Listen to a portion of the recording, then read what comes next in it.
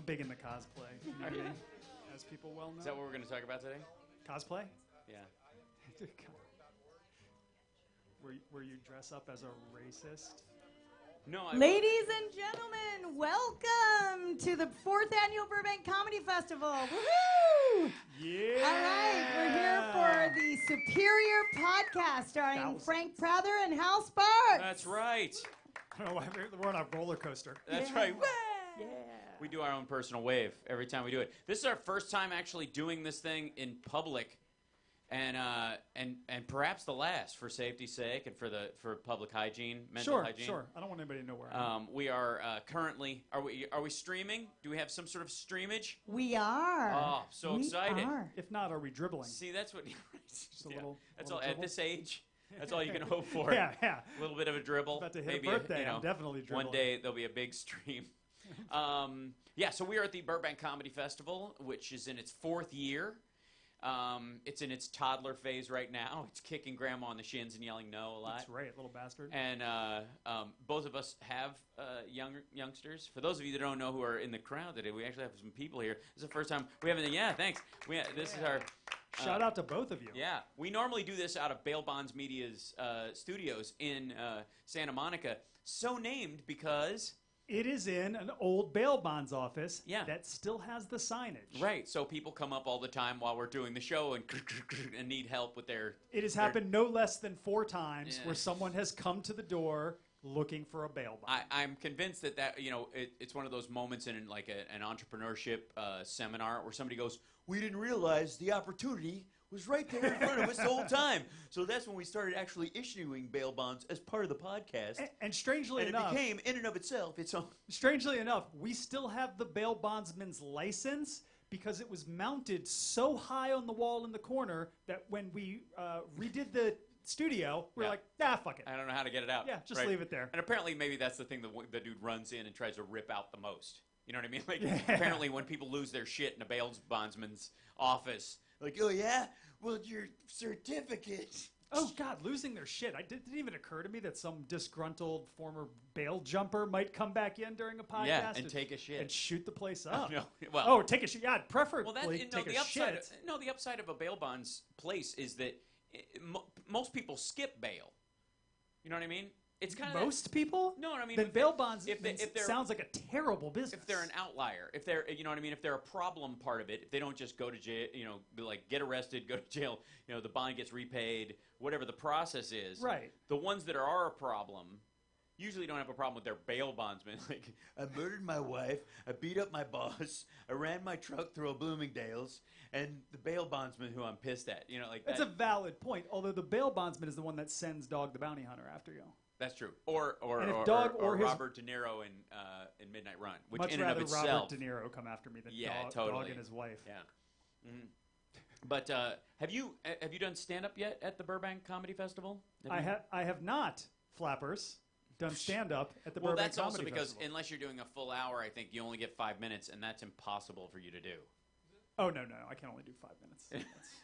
I can't drive to Burbank for 5 minutes. No. I mean, you live in Santa Monica. Like, there's no time payoff in your life. I think everything. Yeah. I think basically you should equate everything you're doing based on how much time it takes away from you, literally, because you won't get that time back. I think that's like the exchange of pay even for something is like, okay, this is taking 8 hours of my life today, but it's extending it another 45 minutes by not dying from starvation. This is a 3.5 hour podcast. It was an hour to get here because That's right. It was not rush hour traffic, just regular LA traffic. 1 hour, 12 miles. That's how far it was for me. 12 miles. You got off easy. Yeah, got off easy, but I got to go home after this. Oh, that's true. I don't. So I got a show I'll be here after an hour. this. Yeah, you got a show after this. Yeah. Had I been booked on that show, I would be staying here as You well. are Also, there'd be way more people here That's for the right. podcast. Yeah, that's right. No harm, no foul, Flappers. No harm, no foul. Yeah. Shout out to these other comedy clubs that I have on a list here. Frank's was the captain of his keeping a grudge team in high school. Keeping a grudge? We've been here 8 minutes. I haven't kept it that long. I know. No, I mean. Now, wait until next August when I'm still talking about I will. I Yeah. will. That's My actually kid true. will be driving by the time. We That's have true. toddlers. He'll be driving Yeah. by the time I'm over this. Mine literally had his first day of school today. No. First grade. Ooh. He's in full-on elementary. Big one. He's at his mom's, so I FaceTimed with him, and he was so cute because he was like, I need a nap. You're like, get used to that. I'm like, oh, he's like a working professional already. Yeah. He's like somebody in a cubicle. I need a nap. I'm like, well then nap, brother.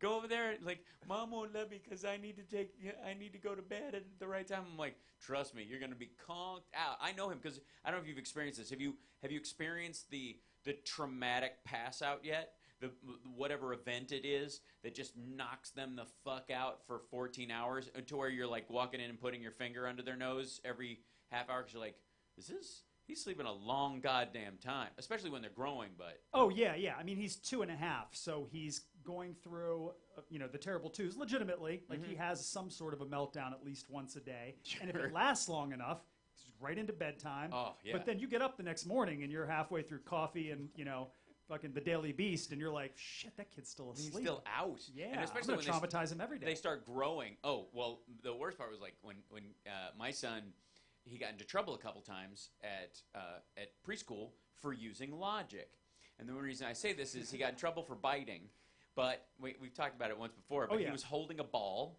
The ratty, nasty, horrible kid in his school who's going to grow up to be an insurance broker who denies people their cancer treatment. You can see it in his fucking eyes. You don't have to like all children. No, That's you all don't. we're saying. And you can know which ones have like a 666 behind their ear. Like this kid is straight up Omen Town. There's no way, like every time you hear like, do I hear Rottweilers racing towards me? So my son is holding a ball on the playground. This kid has this nasty habit of coming over and snatching the ball away from him. That's his whole, like, he does this with all the kids. He'll like, grab whatever you're playing with. So Cam's like holding on to this ball for dear life.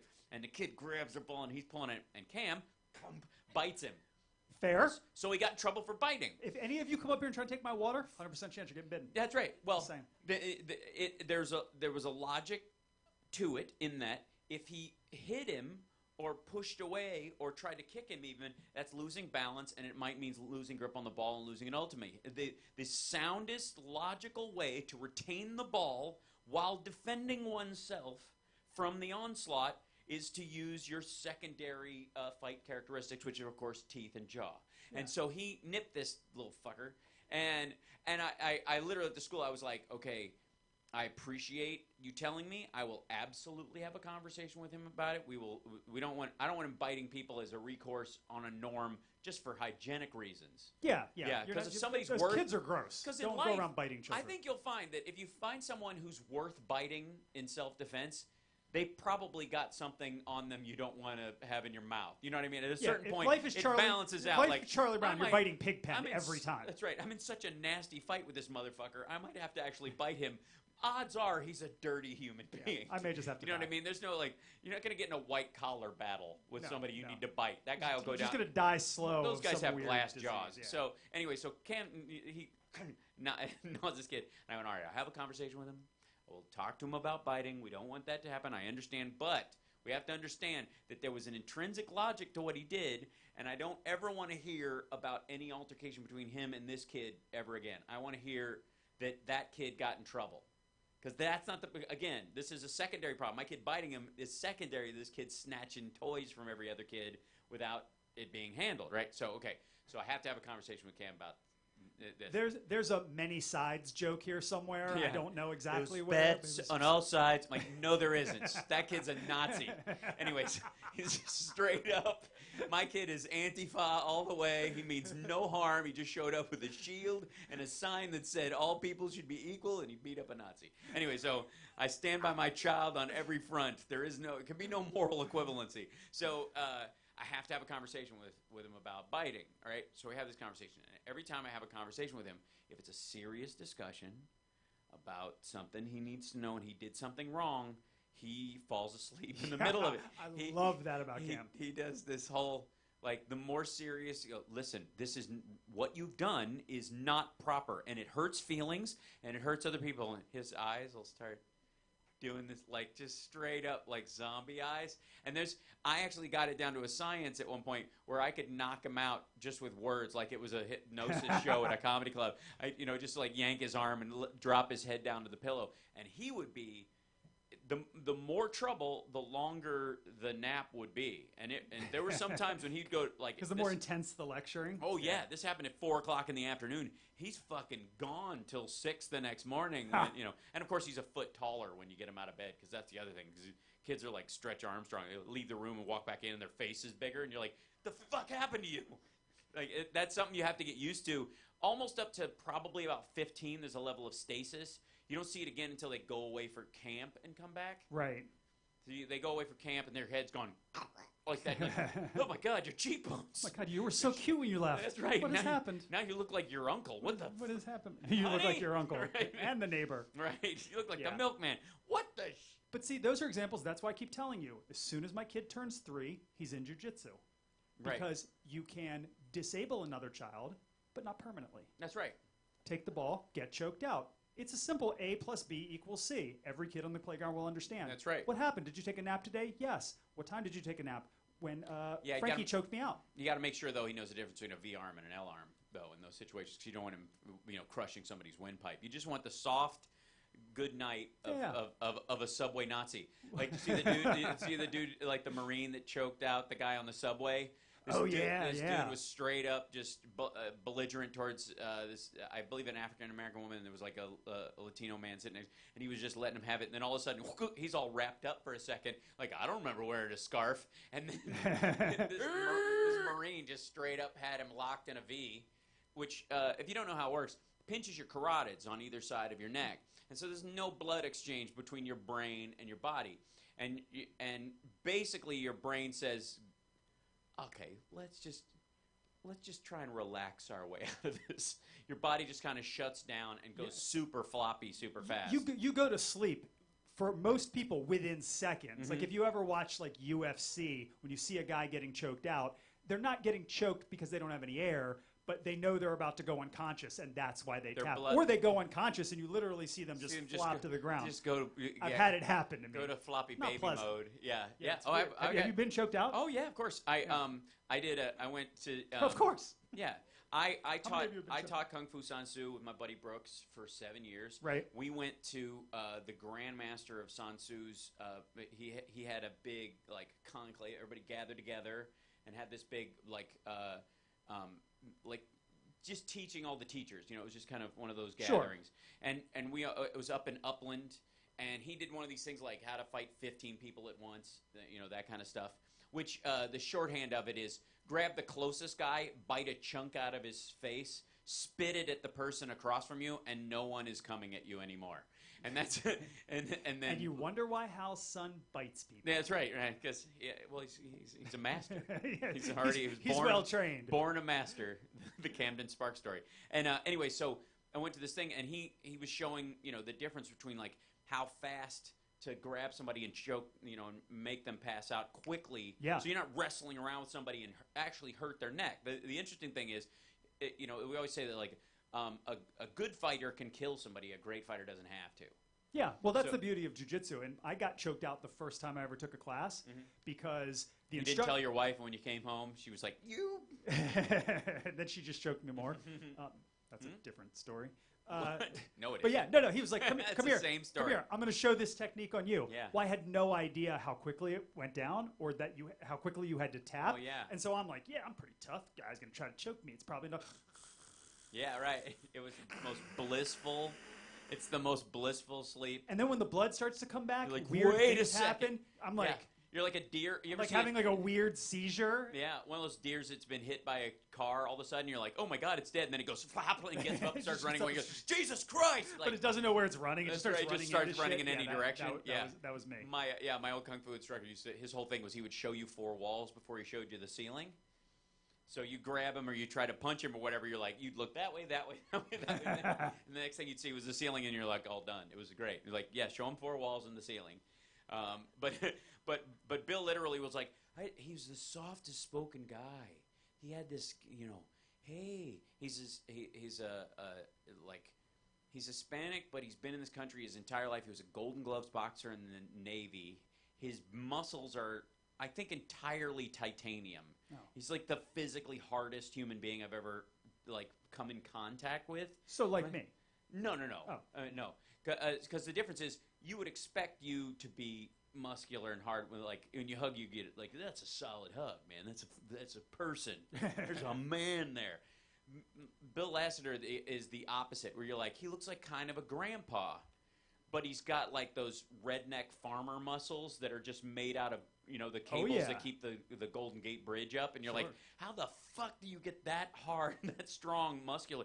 And anyways, he just slowly he went, what you're gonna try to do is you don't want this man to protect his neck right away, so you just want to tap him in the belly. He goes like this, and you're like, hey, well, like that. And as soon as your attention goes wherever else he wanted, he'll pop you in the kidney with an open. You ever had a massage and they open their hands to do that, at the very end? I've had one massage in my entire life. All right. Well, at the end, sometimes they'll do the cupping motion on your back, that kind of thing. That looks totally dope. But it's I've had basically those kinds of massages. a lot of those. It's very relaxing. That's a different thing. But anyways, my mom is probably watching the live or stream if they handcuff you, they go like that on your back. Okay. Oh yeah. There's a little bit of air gap in there, and supposedly that helps. Whatever. I don't know how it does. It seems a little silly to me, but anyways, he'll do that on your kidneys. He'll pop your right in the kidney, and it gives you a jolt more than a punch would. Yeah, makes you have with to less pee. effort, and you're like, oh hey, and then you're asleep. Yeah. Because his hand goes zip. And this lovely ribbon going back on a present at the end of the Grinch. Grinch Stole Christmas. That was just. So speaking of the cupping thing, can we talk about the cupping type of massage or the cupping type of therapy that people do? Acupuncture. Yeah, that has got to be such nonsense. Why? Come on. So if I take a giant suction cup and suck on little pieces of your back until they blow up like nasty boils, somehow you are going to be have improved health and wellness. Yeah, that's nonsense. Well, I guess we settled it. Yeah, glad we had a conversation about it. I have spoken. Right. So I see people posting about it all the time, and I'm like, no. I remember the first time I was introduced to it. My ex-girlfriend got it done fairly regularly, and I had never seen it before. And it was on her back. She came home and she had all these big red suction marks, these welts on her back. It looked like she'd been hooked up in the Matrix, Oh yeah. And I just remember going, "What's your doctor's address? I have to drive over and beat the shit out of him right now." I had this whole thing my girlfriend has bruises. I'm gonna knock the fuck out of somebody. I'm gonna go bite this dude. Yeah, totally. Runs in the family. But she said it really helped her a lot. I've done it a couple of times. The premise largely makes sense in that oftentimes in human beings, impact wounds on bones make them stronger, for example, which is why the more heavy bag work you do, the more rigid your bones get in your arms and your... Muay Thai fighters have shins. And it's also apparently, according to acupuncturists, why a lot of them are sterile. Because a lot of your sterility acupressure points are in your shins. All of your testosterone is in your shin. And by whacking away at a bamboo rod a bunch of times, you make yourself sterile over time. That's a theory. I don't know. I haven't seen a lot of third generation Thai kickboxers running around. We'll let you know. But anyways, the idea is that it's positive trauma. Like most homeopathic medicine is based on the idea of positive trauma. And in a lot of ways, that's what vaccines are to some degree, is that you stimulate the immune system with a dead copy of the virus. The body acts on the virus as if it's alive, creates antibodies against it, and yet the virus never could fight because it was always dead in the first place. Right, but that's science. And I believe in science. What I do not believe is in big, nasty suction cup boils on your back. Oh my God, I feel so much better. Do you believe in casts and setting bones? You mean in immobilizing a limb so that something can grow back together? Yeah. You mean science? Yes. Right. Medical science? Same premise. Firmly believe. But I've been to so many doctors in my life for various things, from breaks and tears and injuries and sicknesses, and not one trained medical doctor ever went, "Let me get my suction cups." Because they don't teach it. You know would why they don't teach it? Because it doesn't work. That's not true. No, it's very That's true. ridiculous. Yeah, That ridiculous is there's- the word no, for no, it. There's not. There's not. There's. You're speaking in terms of Reality. correlation without causation. Or you're creating a nonlinear logical argument, which is because these guys are legitimate and they do this. These guys do this and therefore they are not legitimate. That's not the same thing. There's no direct lineage between this except our acceptance of what's a proper practice or not. The same thing is true. Like, doctors do zero nutrition in this country. They literally don't study nutrition in medical school. It is considered an elective. It is, and the Chinese say, like all sickness enters through the mouth. Depends on what your dating habits are, I suppose. But the idea is that if you do anything that makes you, anything, it's your food that makes you sick more than anything else. What you consume on a regular basis. And yet, most Western doctors, especially, don't treat that as a serious concept at all, and don't say. Very seldom do they go eliminate this from your diet or don't eat this in the first place. The whole gluten-free idea is way late to the game and more of an Eastern approach to medicine than a Western approach. But I don't think you can equate the cupping with nutrition. I don't think it's at the same level. I think you can equate the cupping with essential oils. No, you can equate it with massage. It is an extreme form of massage.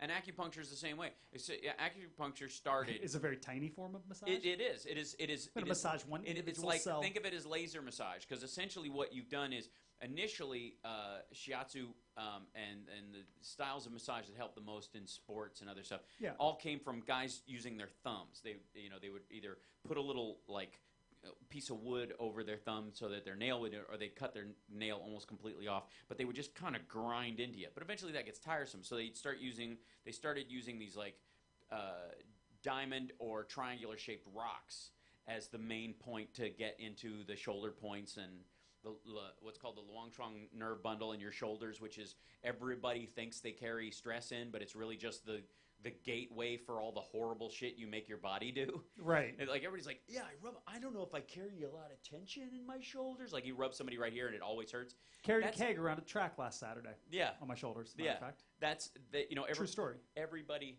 but that's just because you drink an entire keg before you run a race. It has been 12 years since I've had a drink, and at that time, yes, I would have drank an entire keg. Congratulations. It has been 47 going on 48 years that I've had a drink, and I'm hanging on. Since you were in utero? Yes, right. Yeah, all bets were off at that point. Let's be completely honest. I might have been completely awash, just a slosh of whiskey. What do you do? Just a couple more months. I'm happy drinking for 2. That's right. Yeah, right. Yeah, she literally had like one of those pipes that come off of a distillery, just running off of her abdomen. I thought you were like talking about like one of those hats with yeah, the two. right. That's right. That was my baby bonnet. Go Reds! Anyways, so point being is that they eventually articulated it down to I'm sick of rubbing with my hands. What if it's just this point? What if it's just here? The rock helps. Let's get it even finer and finer to the point where they were literally going, I want to stab this motherfucker, but I don't want him to die. So they made needles. And if you go, have you ever had acupuncture? I have not. Okay. By the time we do, within 2 episodes, I want to take you to get acupuncture. I'm going to wait in the waiting room, and then I want to see what it's like when you come out. For some reason, I'm less skeptical about acupuncture, and only because so many people that I respect have said that it is effective, and that actually, look, health insurance covers it, some of it. And I'm like, all right, they don't want to cover anything, so. Well, they cover chiropractic, and some people stroke out on the fucking table. A lot of chiropractic's nonsense, too.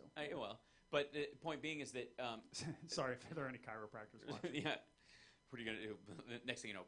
Anyways, call back. So, and by the way, some people know I have 3 screws in this finger from when I broke it, and they told me at the big medical at Yale Medical Hospital at their orthopedic surgery center that I would never be able to close my finger past here ever. Like it's just going to be stuck that way. And I had acupuncture on it, and I have full articulation. I can play guitar like normal again and all that stuff. And at one point, my acupuncturist literally had a needle going straight through the knuckle to the point where I could feel the tip on the other side of it. But just the tip. Just the tip. Okay, just checking. Just the tip. And Thank you. it had to be done. Joke. It had to be done. It's like you can't let it go by. It's like it's like a joke toll booth. You can't just blow through the arm. That wasn't even a slow pitch. It's like, here's the ball. Yeah, right. I'm going to throw it against I'll the be bat. over here. You just make that little statement, and we'll reconvene when you're done. Right. So, anyways, I have full articulation in this. I knew a dude who was a guitar player who racked his hand up, totally destroyed it, had like multiple screws through here. Didn't do that, and his hand's always like this. Which I guess because he plays like this, it's okay, and he managed to live that way. But I was like, that's not going to fucking happen to me, and so I went and got that done. Same person who did acupuncture for me does cupping as well.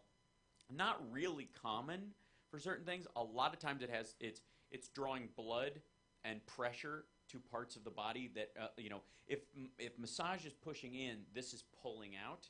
And if you think of it as kind of a pumping of the blood and sinew and lymph and all the other stuff in your body, it'll draw that up. And your body responds to trauma fairly well sometimes.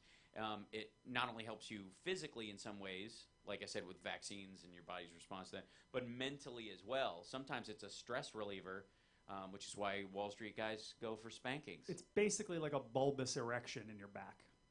So And if that sounds appealing, but you say that, run right out and get cupped. Say that like it sounds bad or wrong in some way, and it's horrible. Not. Like now, say for records. In all fairness, I also had an injury. I had a torn tendon in this elbow from being thrown off a bull, not a mechanical bull, mind you. I was riding a live bull, like a real fucking man. Yeehaw! Got thrown off, smashed the tendon, had to get surgery. Spent 3.5 months in a cast like this. Right. Went to physical therapy exactly one time. And they said, if you do not continue your physical therapy, you're not going to be able to straighten your arm. You're also going to have trouble working out and exercising, and you're going to have all these problems. And turned out to be completely untrue, and I did not go and get acupuncture, nor did I get cupped. All right. But you also... I mean, I'm Wolverine, basically, yeah. but I did not have to go through any well, other. See, that's the problem with arguing this stuff about you anyways, because... and with me as well, because we're kind of superhuman. Yeah. So it doesn't actually play out. Like sometimes I it's wonder... It's not called Superior Podcast for nothing. Accidentally, That's people. right. We didn't come across this That's name by design. as an accident. By divine proclamation. Yeah. Proclamation. Yeah, it's just kind of word. It's shown in the sky like whichever random archangel gave Joseph Smith the scrolls for Mormonism, which is probably the funniest 3 opening books of a religion I've ever read. Have you ever read them? Just yesterday, as a matter of fact. Well, no, I've never read them. As a touring comedian, about 30% of the Bibles in your nightstand will be the Book of Mormon, depending where you are. In Utah, it's all of them. Like it's if you're in Utah, that there's no Gideons. The Gideons have given ground gang-wise to the church. The biggest question is not why you read them, it's why you're opening drawers and nightstands in hotel rooms. What are you looking for? No, because I move into the motherfucker. The minute I roll in, I'm like, I have such a machinery when I travel because I crave the normalcy of the unusual. I do 2 things when I travel. One is punk first class, which means I don't fly first class. It's fucking stupid. Get a seat big enough and comfortable enough for you, whatever that is, and then bring your own food, bring your own movie.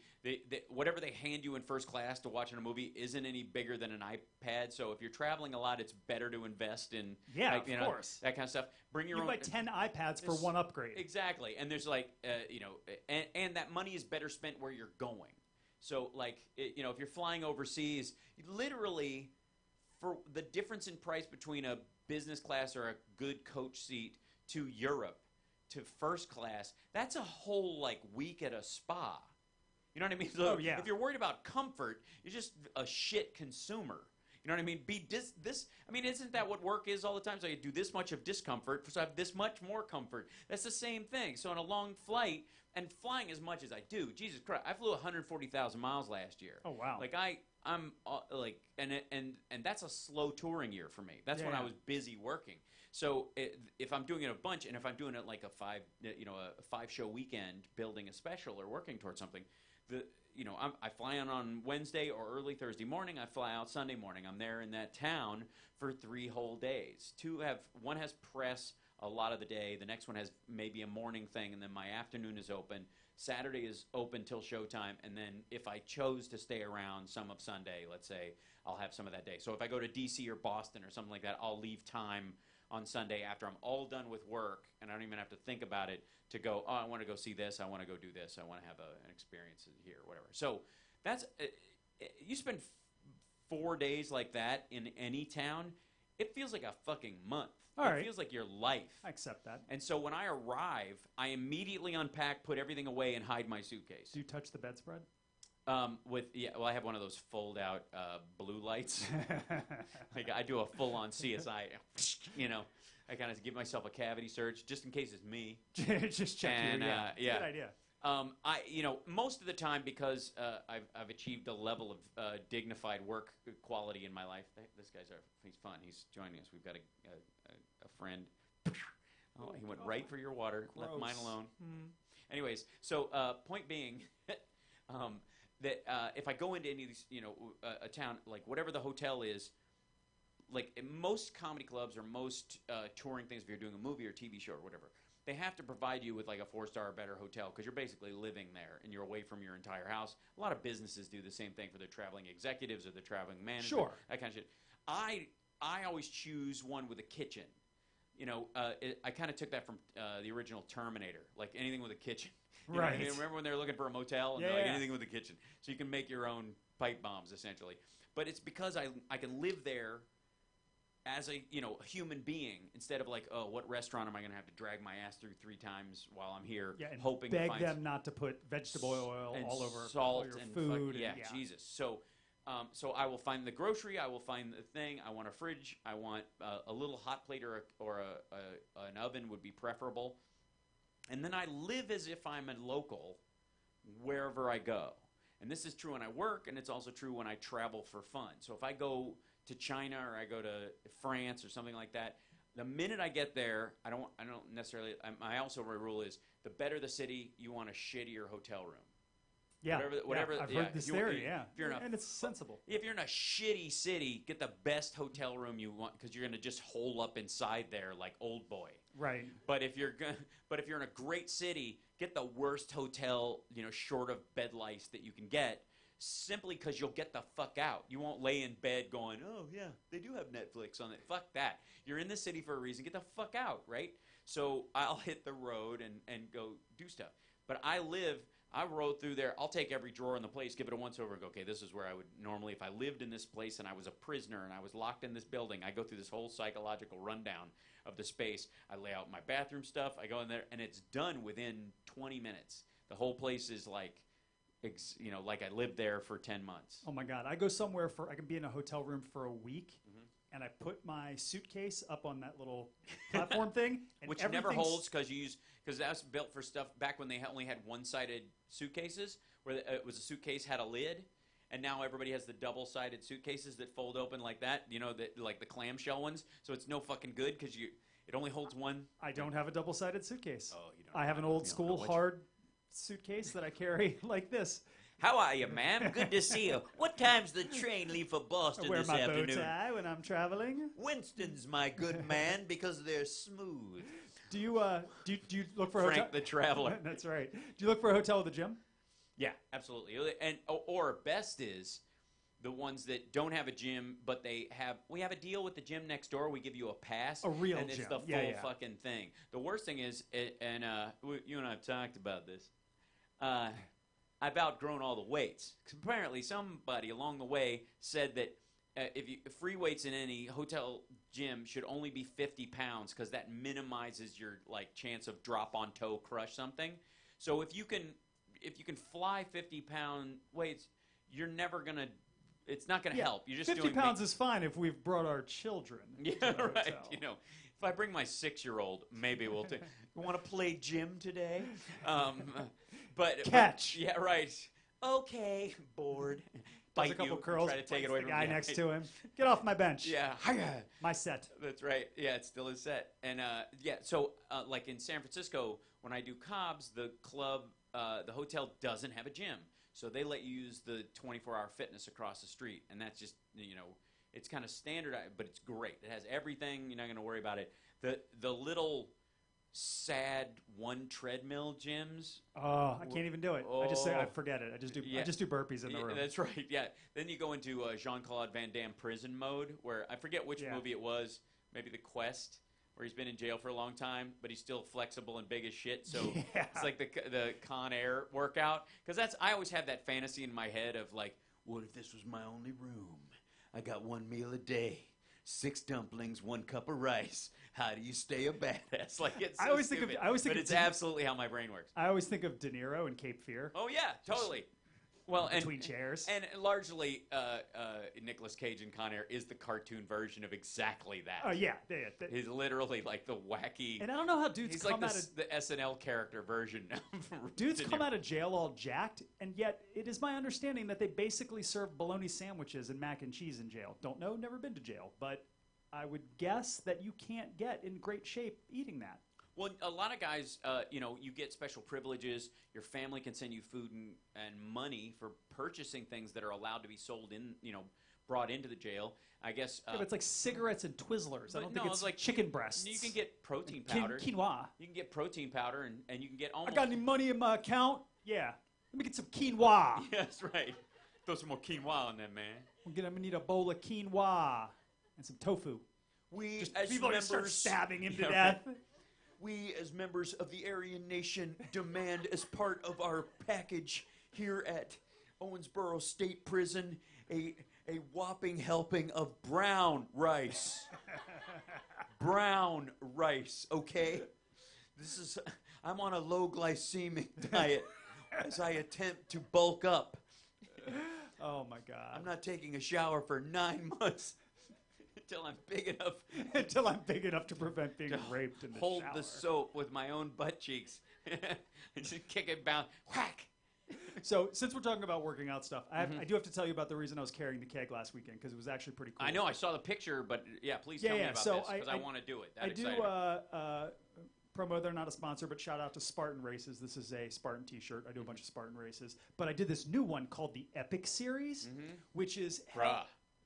Yeah, Bruh. It feels very bruh. Yeah, trust me. Dude, totally did the Epic Series.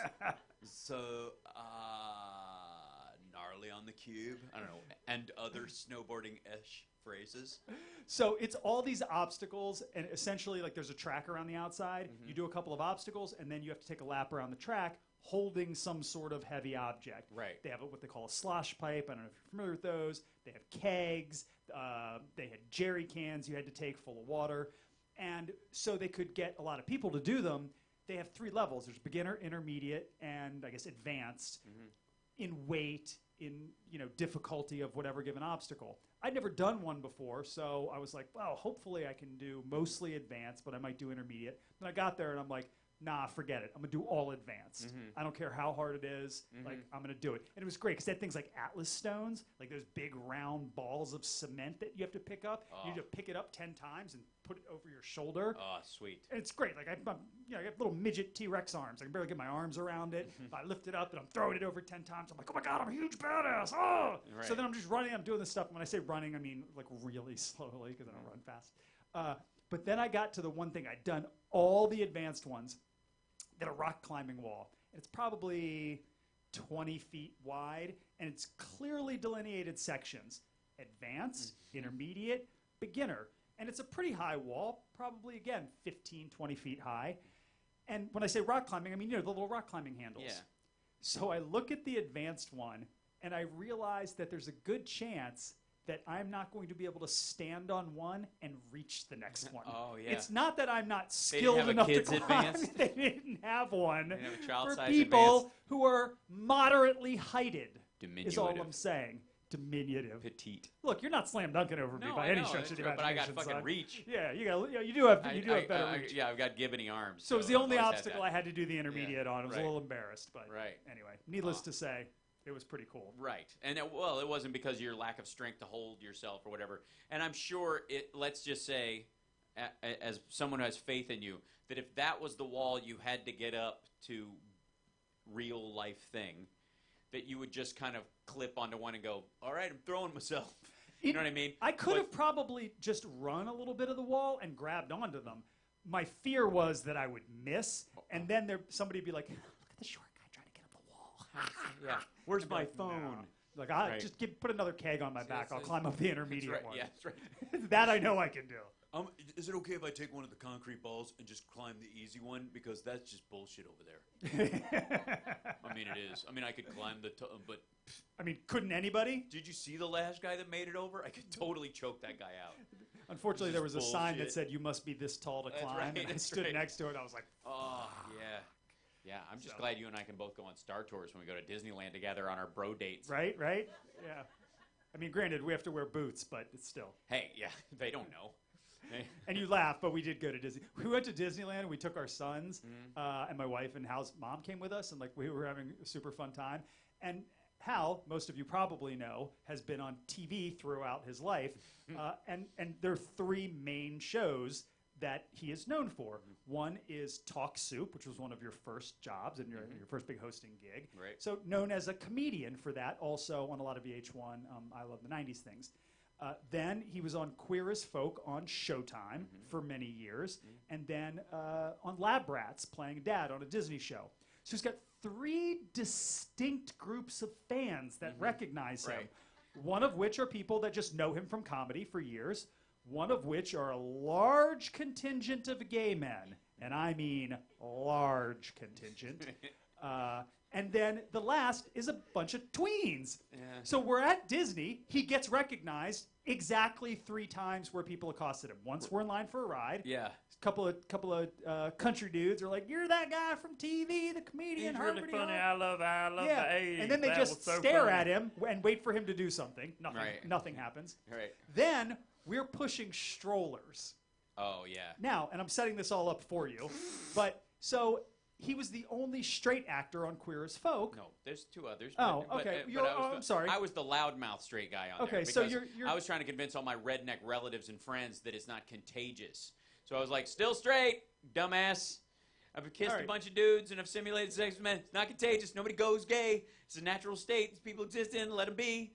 Don't you have to be like, ew, it's going to rub off. But don't rub on them. A combination of disbelief and wishful thinking make all the gay men who watched the show go, "Nah, he's gay. Nah, Right. he's gay." But that's a man thing anyways. Men will always look gay men look at straight guys like men look at lesbians a lot of time like, oh, she ain't met me yet. That's all. Yeah. It's the same shit. Doesn't she matter. doesn't know how Has nothing good to it do with is. Yeah. sexuality. No, It's just no. male like, I So bet we're, you. we're walking, pushing the strollers, and wife and mom are behind us, just walking, having a conversation. We're pushing. These 2 guys, clearly in a relationship, a very nice-looking couple, start walking by us, and one nudges the other, points to Hal, and goes, "See, I told you." Yeah, right. I fucking knew it. It was like an episode of My Two Dads. It was like, look at him. They're just out in the open. And then 10 minutes later, a bunch of tweens lined up to take Instagram selfies with him, which was really funny. And the funny thing is, my ex-girlfriend had both of her sleeves and a chest piece and all this stuff. So I still harbor the belief that one of them thinks that she transitioned into you. Yep, just got on a cycle of When he started hormones. Dating, when he started dating that person that was a woman, and then they eventually became a man for him. Like, I just want this whole, like, nutso fantasy. In all fairness, I would be good looking as a woman as well. So fun. Yeah, okay. I think I make a better woman than you do. I don't want to be rude about it, but you can actually see pictures of it online. Thanks. Yeah, don't disagree. Yeah, thanks. You know what? You win. Yeah, right. For once. You can have that about one Totally, thing. you can have that one. Tall enough to do the grown-up version of the climbing wall, and I make a better woman. That's it. Congratulations. And then 2 weeks later, we did go on a mandate, just he and I, at night to Disney by ourselves. Yeah, right. Because we could walk around after dark. It was easier to just kind of like go to the ride, go do the thing, I think we only really had a couple of people who were, most of the lines were fairly quick, so we didn't have to deal with it too much. If I keep my head down, if I don't talk, I'm okay. Because my voice is a standout. There's a psychological thing that people have about seeing you versus hearing you. Because if they see you and they don't expect to see you, they don't see you. They don't recognize you. They just walk right by you. Jack Nicholson said, you can go anywhere you want as long as you don't stop. So Jack Nicholson could walk through any mall in America as long as he doesn't stand still. The minute he stands still, everybody's hair starts going, oh my God, the devil is nearby. What is that? The devil is here. And but if you talk, people are used to hearing you talk on a screen, so they hear your voice, they start looking around with the expectation of seeing you on a screen. Their brain doesn't give a shit, screen or real life, and goes, oh, fuck, there you are. And I don't really, I think of my voice as specific to me because I'm around it all the time. But it's like your hair growing or whatever. Like I can, there was some guy on MSNBC who I was like, I will know that guy's voice anyways. Like one of their half guests. He's only on about a third of the time. And there's 10 of those guys. I'm like, who's talking right now? This guy, I'll know him he's like a former sheriff or whatever, but he's got this kind of discussive voice that has, and I'm like, I can see him in my head talking or whatever.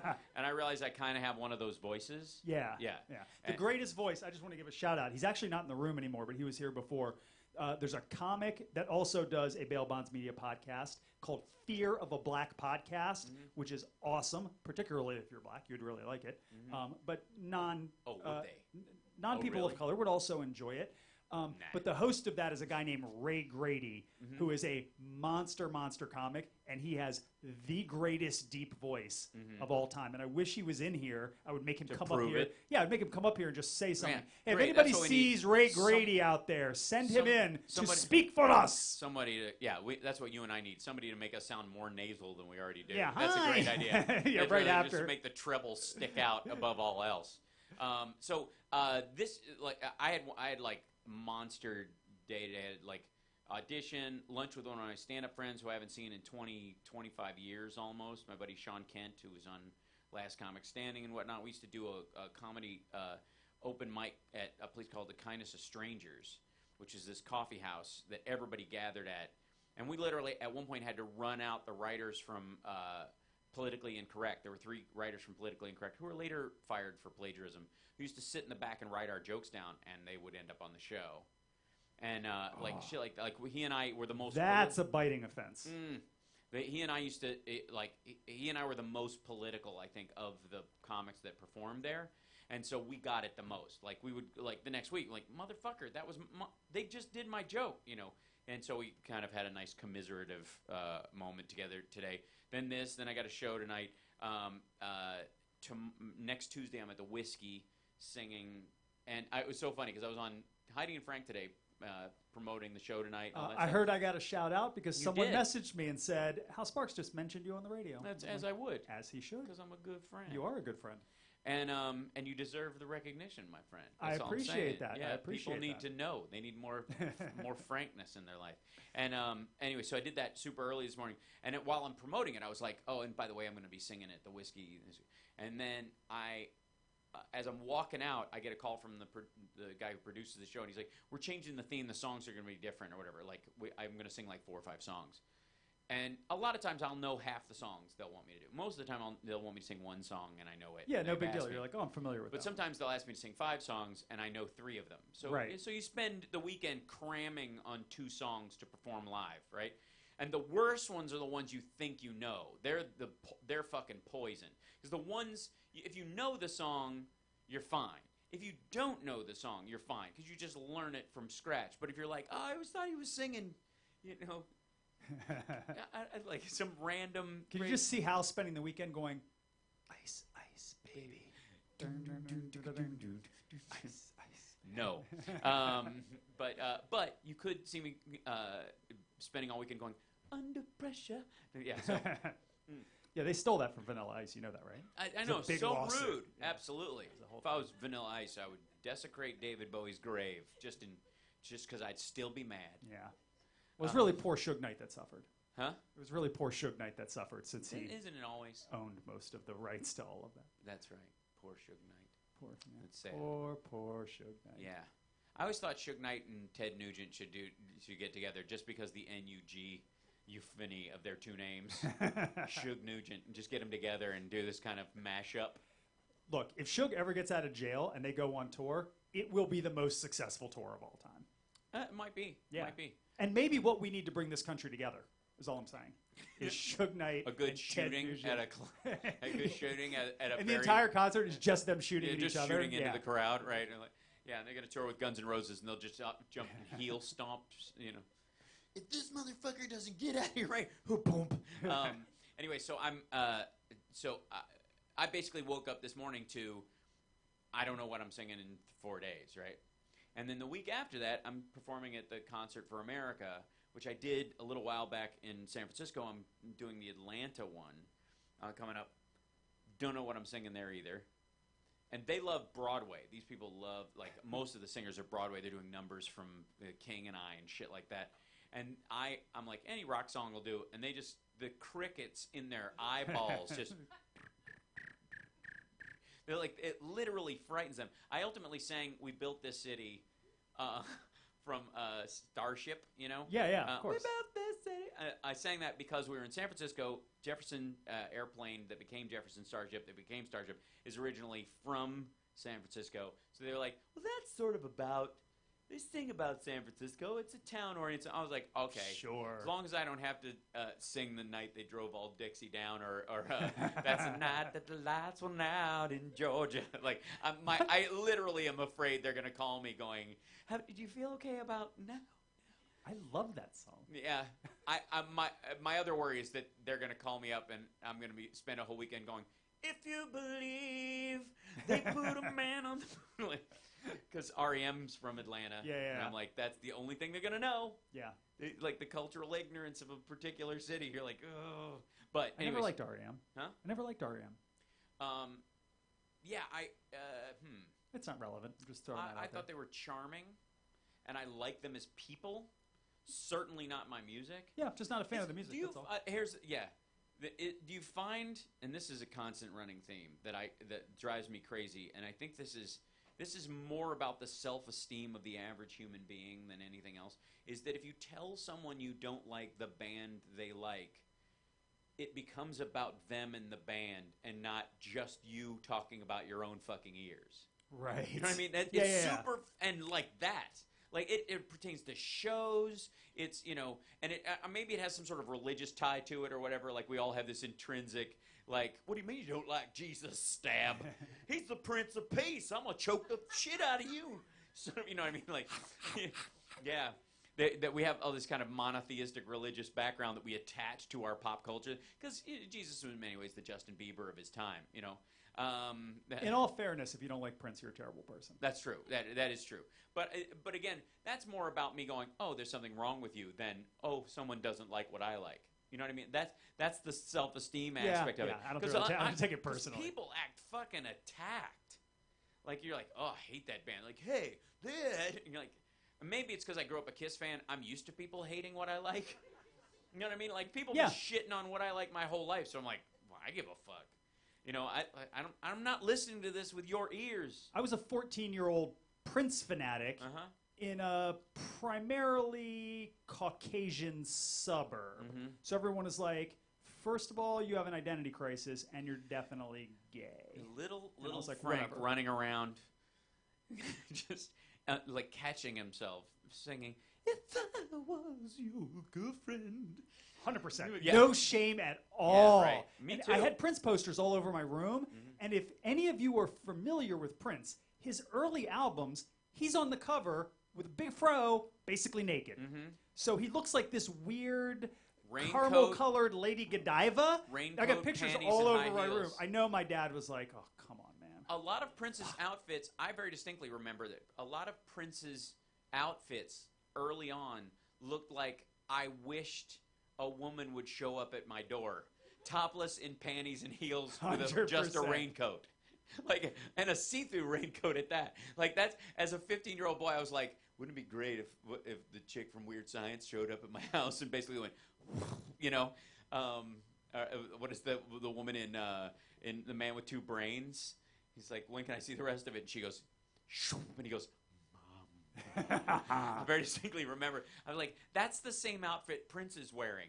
Yeah, You're just wearing, you're wearing, it's a thong, heels, and a raincoat. And yet nothing wrong with it None. at all. As a matter of fact, I'm doing a Spartan race this Saturday. Dressed as Prince. Sorry. If I could, I would. Trust me. No shame at all. No, I was running this morning. Been training all week. Running, listening to Prince. Got my Prince playlist on. Everybody else is trying to listen to some Metallica shit and get all hardcore. Oh, I'll bring it on. Like, dearly beloved, we're gathered here today to get through this thing called life. Wendy? Yes, Lisa. Is the water warm enough? Yeah. Yes, Lisa. Shall we begin? And right at the end, as I'm starting to cool down, International Lover comes on. Right. Oh man, You can. Barbara was just telling me who owns the Flappers, and thanks to her for basically having us, and also setting up the comedy festival this year in general, and also loving escape rooms as much as she does. I've done escape rooms with Barbara. I don't know that you've done one with us yet. Did you? I have not. I have not. We've talked about it. We got to make that. We got to make that happen. Barbara's big into it, and I might do one tonight since I'm not booked on the show. I have you got plenty some free of time. Yeah. I could do it any night of the Burbank Comedy Festival. Stand-up kind of is its own escape room. You know what I mean? Like, laughter is the key and it's the only exit. You can only leave on a laugh. So, fuck, where's the last laugh in this thing? Whatever. You have 2 minutes left, motherfucker. Anyways, so big thanks to her for having us, and in general, like I guess. Well, I kind of lost my point because I got so excited about the idea. Oh, you and the Prince idea. So Barbara was telling me that she went and toured Paisley Park. No. Yeah, because you can now do the tour. Yeah, when you went, you couldn't go in yet, do the right? tour. They hadn't done all that stuff. You and I are taking a trip. Yeah, I'm 100% in for that. If you think the Disney mandate was gay, we're going to fly to Minneapolis together and raincoats to go see Prince's boudoir. Right. And I don't give a fuck. I was dreaming when I wrote this. Forgive me if it goes astray. When I woke up this morning, could have sworn it was Judgment Day. Sky was all purple, there were people running around. With his Lindrum clap that he puts in everything. I get happy and a little weepy because he died. You know what I mean? Like, fuck, man. Yeah, we have a whole episode if you want to listen someday about like us talking about when I went there. I was there 2 weeks in a row doing stand up right after he died, and it was just fucked up. And like, I love David Bowie, and I love I certainly when Lane Staley from Alice in Chains passed, I remember being hit hard by that. Certainly Chris Cornell, we all did the tribute for him at the Ultimate Jam Night, the thing I do on Tuesdays, was fucking rough on everybody. But Prince in particular, it was like one of those that's just, and that all that does is line up the ones you're like, you're not allowed to die. You're not like all the other people okay, if he's mortal, fuck, no, you stay right where you are. Like, because and I'm not even going to talk about who they are to jinx them, but I'm like, don't you fucking dare. You're not going any goddamn where. All you got to do is write out this 2-year window of bullshit the earth finds itself in, and we can coast again for a little while. I swear to God. See, I don't feel like that about anybody else. It was only Prince for me. Because, you're a lifelong music fanatic. Because you're a musician, and you've always been, fanatical about a couple things. I can kind of take it or leave it. In the car, I don't even listen to music anymore. Listen to podcasts. Superior Podcasts in particular, because it's... Hey, don't forget to write us on superiorpodcast@gmail.com. Please subscribe. And like us on Facebook. And Frank Prather and Hal Sparks on Twitter. All right. But my entire life, I have been a Prince fanatic. I was holding my newborn son in the hospital room. Put Prince on for him. Oh. You know what I mean? Like, that's my jam since I was a child, since I first heard him. And when he died, people were texting me, basically like my mom had died. I'm so sorry for your loss. And I was like, yeah, you should be. Yeah. I'm fucking traumatized. Yeah, right. I'm going to go cry and throw some shit and climb a wall and throw some concrete. I'm going to play with my concrete short balls. person's wall like Prince would have had to do. Yeah, I literally, my first words to my son were, hello, brown eyes, I love you. And like when he was just born. But I said it so close to him, nobody in the delivery room heard me because I cut his... I trimmed the cord and did all that stuff, and I was like really right up his face. So later on, when I held him, I guess nobody heard me say anything, so I was holding him initially, and they said, have you said your first words to him or whatever? And I went, oh yeah, sorry. The original members of KISS are Paul Stanley, Gene Simmons, Peter Criss, and Ace Frehley. Eric Carr was the best drummer. And Paul Stanley's real name is, and they were all aghast. They were like, "Oh my God," because they literally thought that was my first words to him. And if they were, fuck you. But yeah, they were like it. Genuinely, these people were shocked at the nerve that I would mention these. I'm like, but you do understand this is why he's born? Because if my life path didn't work out this way, he's not alive. So, and KISS played a huge. Yeah, and by the way, he'll never remember what I just said. Oh, I'll tell him. No, you'll remind him. But at this point, you can say whatever you want. That's right. You can be like, I was like, son, You are the glory and the light in my soul. Right. Also, Kiss. Right, yeah. But it's 15 that won't stop him going, fuck you, old man. This is bullshit. You don't know what music is? Listen to this. That's a fax signal you're listening to. You don't know music, old man. That's what they'll be listening to in the future. It's like the only way, at a certain point, you top out on how music can go. You're like, it's not fucking possible. Oh yeah, Dad, we don't even listen to music anymore. We stick electrodes into our jaws, and they vibrate sound directly to our spinal column, and you just experience euphoria. I'm like, yeah, but how do you perform that live? Shut the fuck up. You don't know dick, Dad. Fuck you, old man. Like, I can't wait. You know what's interesting? Playing games with my kid, and we got to wrap up soon, but my kid couldn't figure out a remote control car at first. Like, he was 3 years old. He just couldn't get that if it's turned towards you, backwards is backwards for it, not forwards for it. So it just didn't make fucking sense to him. He's like, I'm pulling towards me. Why is it coming towards me? And now it's going away. Like, he didn't get that. We've had that, yeah. Yeah, ugh.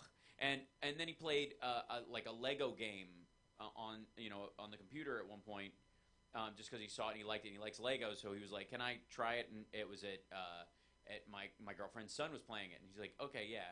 And he played it for a little while. He played it for like maybe 20 minutes. After that, remote control was no problem. He was like, oh, fuck, okay, I get it. He gets relative distance and relative direction, right?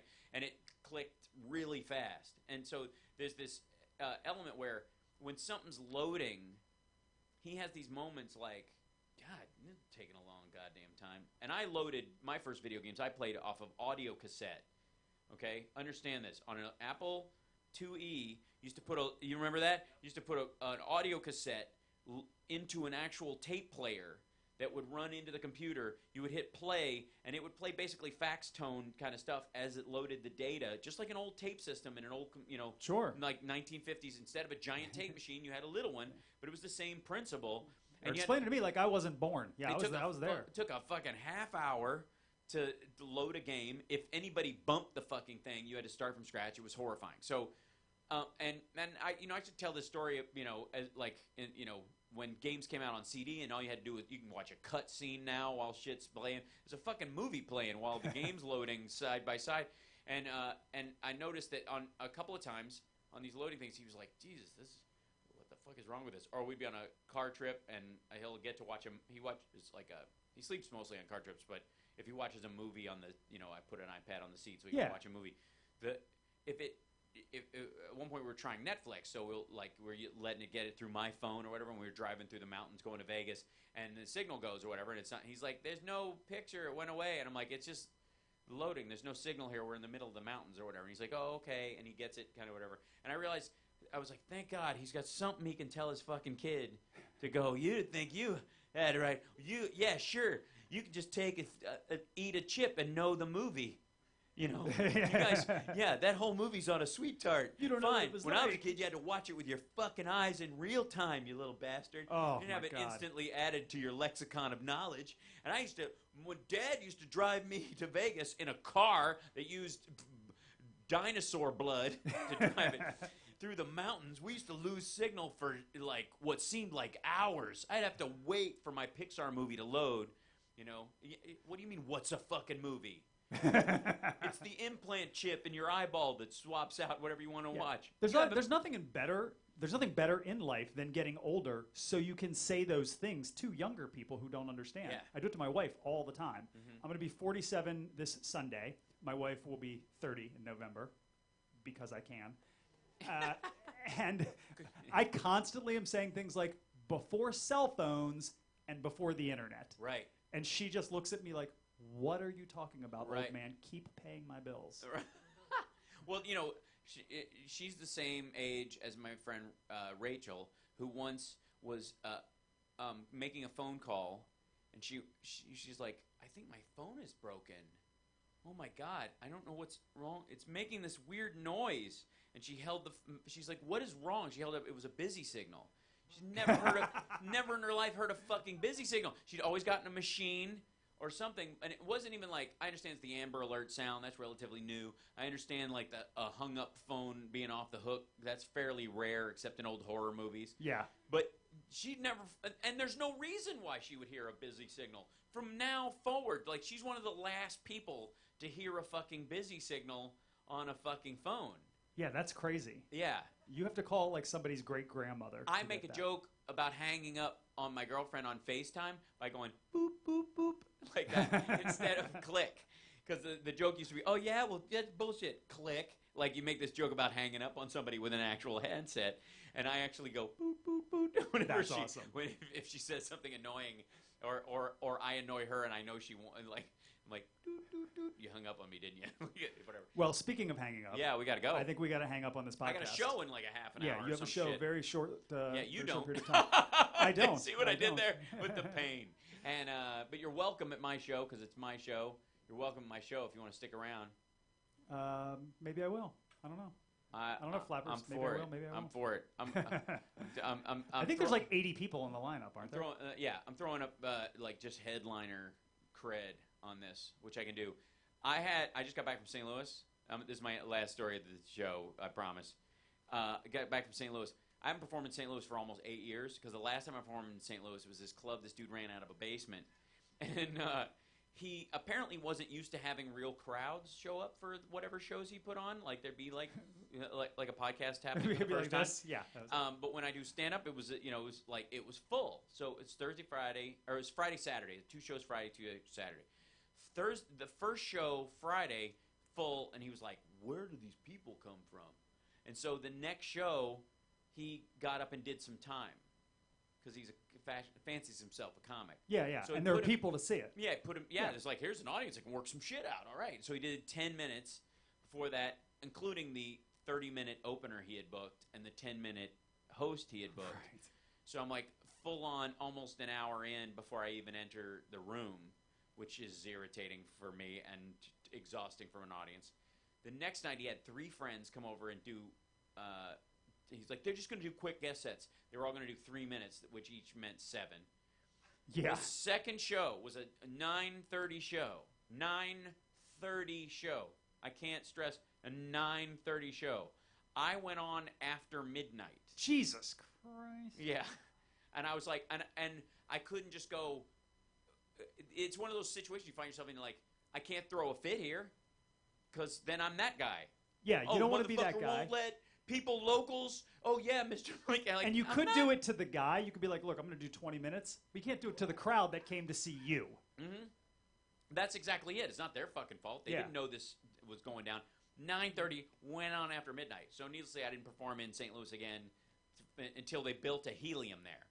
Helium's the other club. Oh, yeah, the comedy club. And I like them. They're in Philly and Buffalo. And They're no Seattle. flappers. No. But they're lovely. That's because they're not in Burbank or Claremont. That's a fact. If they were, they would be. But but they built a Helium there, and it's a really nice place. So I was like, all right, I'll go. If it's those guys, I'll go back to St. Louis. That's right. Sort of. Get a nice hotel room and free cupping every show. That's right. So it's true, but it's not the same stuff from the all right. Hey, first time live. What do you guys think? Was it all right? Yeah. Yeah. This could work. And once again, thank you to Barbara and Flappers for having us. For This has been streaming amazing. it. Yeah, absolutely. You guys haven't been out here yet. You should definitely come out. If you can get here in the next half hour, you can see Hal perform.